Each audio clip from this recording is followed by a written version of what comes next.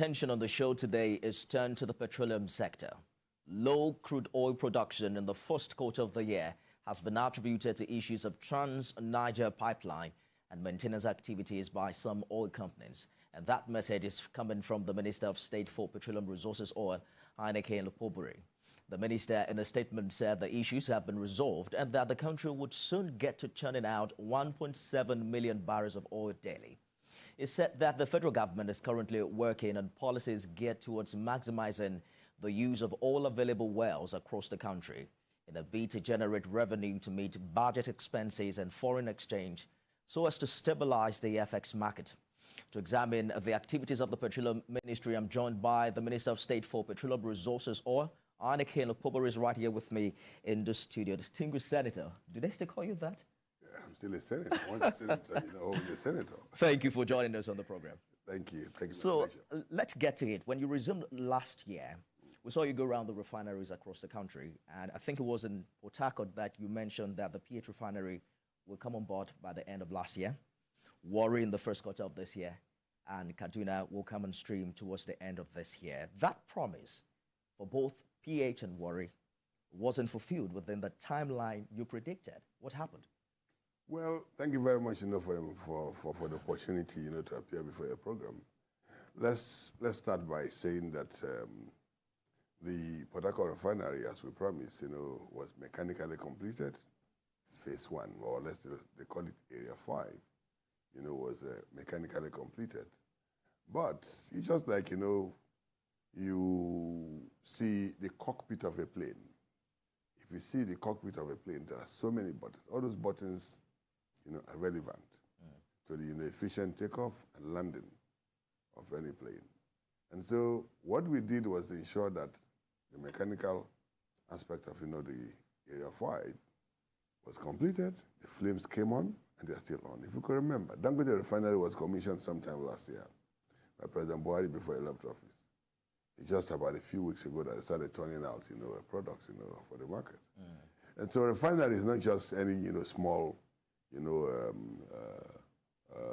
know, platform where, you know, or any small, you know, facility where you can just, you know, start producing, you know, products. But the assurance I want to give to Nigerians that we are on course, have been briefed, you know, by NNPC, that is the owner of the refineries, that this quarter, certainly, you know, Port Harcourt refinery will come on stream, Warri refinery will come on stream, and Kaduna will still come on stream by the end of the year. Talking about NNPC, the GMD did say it will resume operation in April. What really does that mean? Did it begin commercial operation at the time? Well, I think that question should be for the GMD and NNPC. But you're closer to him than I am.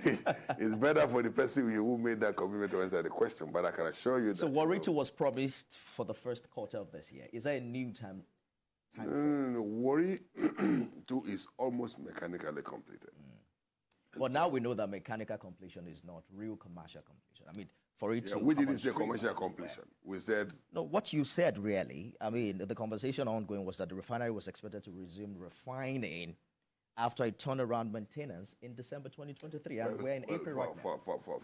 For your information, you know, Port Harcourt refinery had already received, you know, crude ready to go, but there are processes. NMDPRA has to certify, you know, every button has to be ensured, you know, we have to ensure that every aspect of, you know, the refinery, you know, as far as that Area 1 is concerned, you know, or Area 5 is concerned, is, you know, certified okay before you can take off. So where would they start refining oil?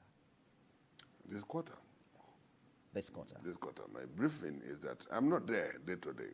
As minister, what I do is to provide supervision.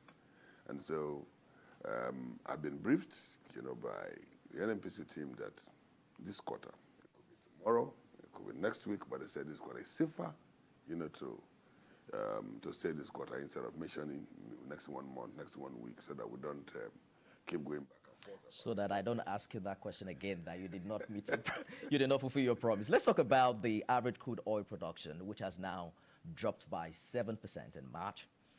Marking the second consecutive month-on-month decline. What that means is that as we speak, Libya is now Africa's biggest oil producer, not Nigeria. Does that bother you? Well, it will bother me as, minister in charge of petroleum, oil. And the assurance I can give to Nigerians is that we shouldn't bother too much, about the fact that Libya was just maybe about a few thousands of barrels more than, Nigeria. But like I said in that statement, issued by my SM media, is that the reason why that happened was because the Trans-Niger, pipeline had some issues, and so it has to be shut down for fixing. Since,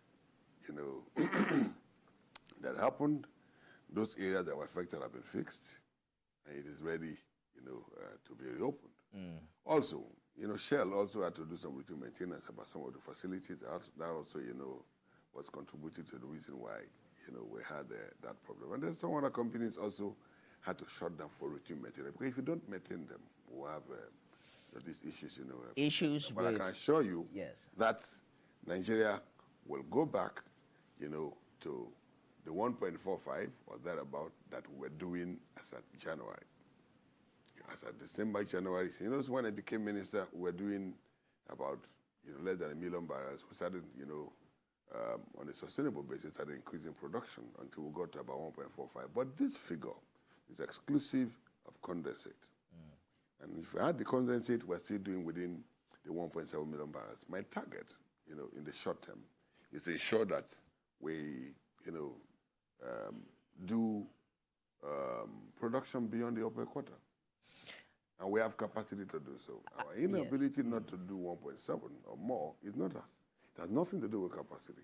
It has, something to do with our, infrastructure, our pipelines.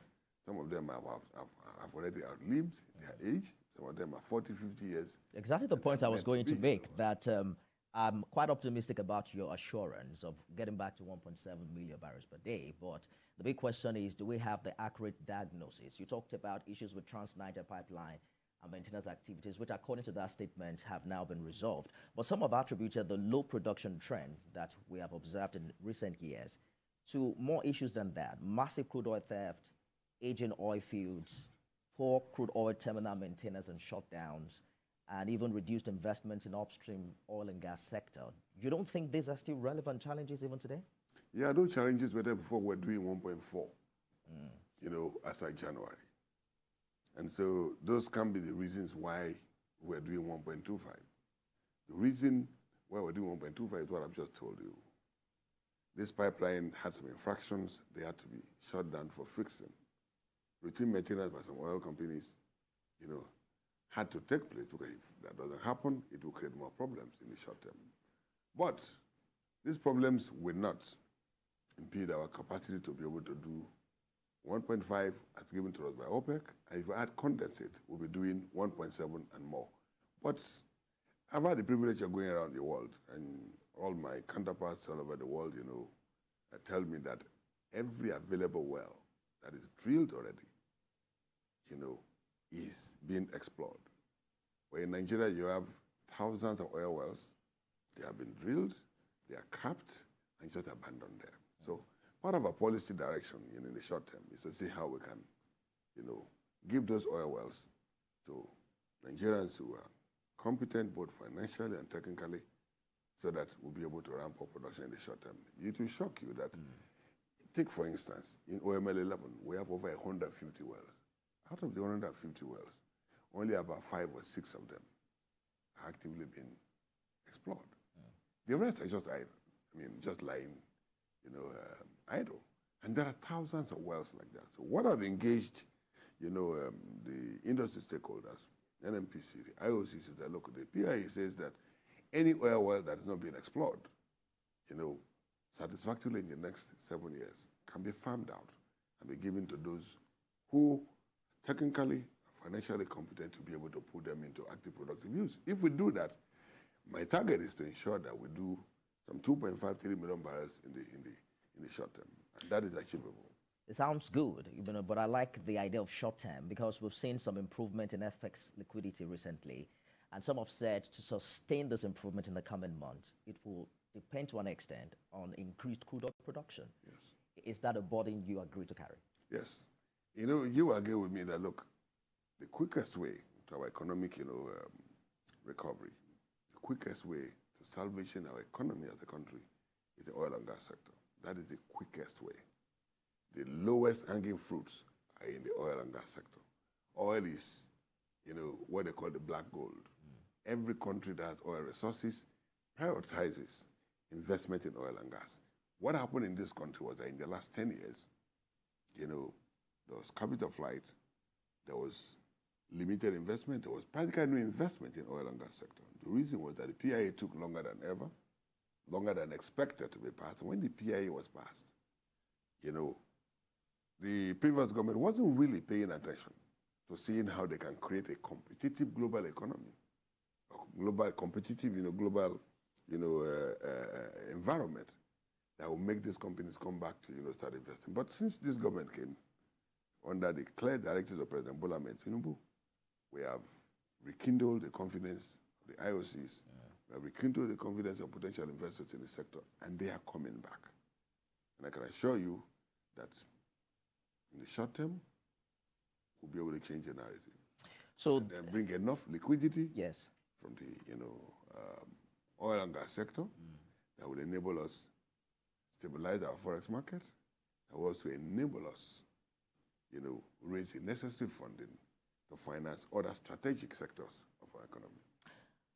And another huge concern here is that we're hearing that full subsidy has crept in into this administration. And according to the former Kaduna State Governor, he did mention recently that we're not even paying more now than before. We're going to talk about that in a short while. Let's take a short break, and I'll be back with the Minister of State for Petroleum Industry. Stay with us, everyone. Bola Ahmed Tinubu, do solemnly swear. And I believe it's aimed at reducing our dependence on imported refined products. So earlier this year, we heard that NURPC actually mandated oil producers to supply about 480,000 barrels per day for the first 6 months of this year. How well is that going? Well, I think I don't have the details, and it's not good to mislead Nigerians. So I think it will be more imperative for NUPRC, to give the details of, how that is going. But it is a legal obligation we have as a country. I stated in the PIA that, local refineries have obligation to be supplied, the crude oil that they need for local refining. But my candid opinion is that the solution to all these problems is ramping up production. If we ramp up production, we'll be able to meet our local demand and also our own global demand. Some of these crude oil produced today may already have existing, contracts. Some of them have even been pre-sold. And so if we do not implement this thing, in a very strategic manner, it will cause more problem. It will lead to contract breaches, and then that will create more problems. That is why my focus is to ensure that we increase production. And that was why, if you remember, from when I came in August, on a sustainable basis, we're increasing production until this shutdown, was experienced for the purpose of maintenance. And that is why we came down a little bit. But I can assure you that in the next few days we'll ramp up and we'll continue to increase our production. And like I said, one of the ways to do that is to ensure that every available well is working. is working. So they say, well, one thing quite a number of people are excited about is that these payments for crude oil to domestic refiners can now be done in Naira. But they say according to the regulation, it is Naira, dollars, or a combination of both. So I'm wondering, why the option of dollars? Yeah, but you see, dollar is a global currency for the crude oil market. If you, Google the price of crude oil in the international market, it is in dollars. Even if you have to pay in Naira, you have to, use the INE window, which is the equivalent of the dollar rate. And so it doesn't make any changes. Assuming, you want to buy crude from any marginal field operator or any of the operators in Nigeria, and you have dollars in your account, it doesn't stop anything. It doesn't stop you from paying in dollars. But if you want to pay in Naira, it is discretionary. It is better that you make it discretionary, so that if you have Naira, you pay. If you have dollars, you pay. So, but there are about 25 licensed modular refineries. And according to the operators, they are saying that they are increasingly finding it difficult to purchase crude oil due to the foreign exchange crisis in the country. So do you think this will help them in any way if they have to pay Naira? Because they specifically make that demand from the federal government. Yes, but you know, I've had occasion to engage, you know, the Modular refinery owners. I've also brought them together with those who are also producing crude oil. And the point of this agreement is that instead of the Modular refinery owners to pay the exchange rate based on the I&E window, they want to pay based on the federal government official rates. And they're saying no. Some of the crude oil, you know, producers are saying that, look, we have foreign obligations. We will sell to you. You pay me in Naira, but you must pay me on the prevailing I&E window rate, not what CBN official rate could be. That has been the point of this agreement. So whether, you know, we like it or not, this is business. There's a limit to which federal government can interfere in businesses. This is a free capital, you know, a free market economy. And so we will continue to bring them together. We'll continue to encourage them to do business, to buy their crude at feedstock for their modular refineries based on the import and export window exchange rate. Is it clear now the specific quantity of crude oil each refinery is required to procure? Well, I don't know, you know, as I sit here, I don't know the capacity of each of those 25 modular refineries. Well, the functioning ones, because not all of them are functioning. Not all of them are functioning, but the ones that are even functioning, I do not know the capacities of each of them. But the point is that crude is available for them, but the disagreement has always been, what rate did I pay? Should I pay the official CBN you know, exchange rate, or I pay the prevailing I&E window rates? Once they agree to pay the I&E window rate, I believe that crude will be available at feedstock, you know, for those modular refineries. So we're entering the 8th or 9th month of this administration. I'm not sure I'm getting the counter right now, but it's this is the 11th month of this. Oh, this is 11th month. Yes. It's almost time, you know. You guys have already almost done 1 year. How soon do you see Nigeria significantly end fuel importation? Will it happen in the lifetime of this administration? Of course. By the time we finish the Port Harcourt refinery rehabilitation, by the time we finish the Warri refinery rehabilitation, by the time we finish the Kaduna one, which all will be completed this year, with the number of modular refineries that we have, with Dangote refinery already on stream, I believe that we're successfully going to end fuel importation. And when I was in, you know, in Davos, Switzerland, for the World Economic Forum, I engaged several, you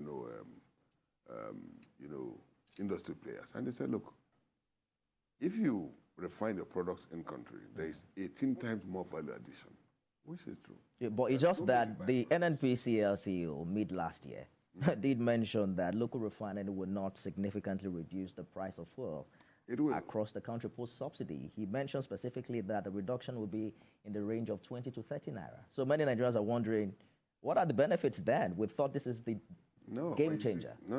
It will be a game changer, in my opinion, and it's entitled to its own opinion. The way you and I should analyze this thing is that, look, if you refine in country, you're going to save the costs of transportation, you're going to save the cost of clearing your petroleum products at the seaport, all the taxes involved, all the clearance fees involved are all wiped off. So certainly, if you take out that cost, certainly price of crude or price of refined products will be lower than the way it is today. Honourable Minister, we're running out of time. Nigerians want you to respond to the recent revelation that this administration has started paying subsidy on petrol and that it's even paying more now than before.